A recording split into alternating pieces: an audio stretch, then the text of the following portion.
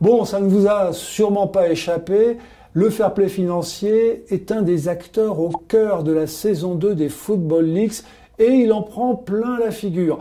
À cause des clubs qui l'ont contourné, à cause aussi de l'UEFA qui a transgressé ses propres règles. Faut-il pour autant le jeter avec l'eau du bain? La réponse, certainement pas, car il a donné des résultats.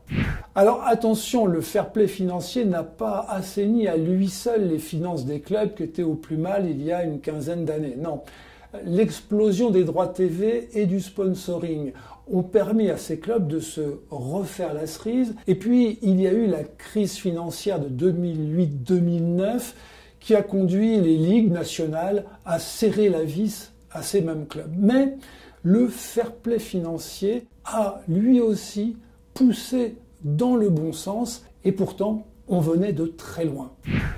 Ça paraît fou aujourd'hui, mais en 2002, lorsqu'un club de Serie A gagnait 100 €, il en dépensait 99 en salaire de joueurs. Même délire pour les transferts, en proportion des recettes du club, Nicolas Anelka, lorsqu'il a été transféré au Paris Saint-Germain en 2001, a coûté beaucoup plus cher au club qu'un certain Neymar en 2017. Ce surinvestissement, comme disent les économistes, a entraîné du déficit, de l'endettement et parfois des faillites, comme celle par exemple du club de Leeds United.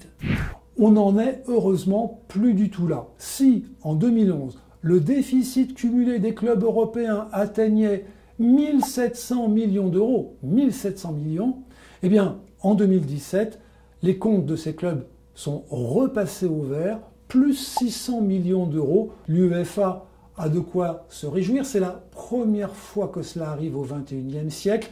C'est évidemment une victoire de son fair play financier. Les clubs ne dépensent plus désormais davantage que ce qu'ils gagnent. C'était l'objectif. Mais le travail est-il terminé pour autant?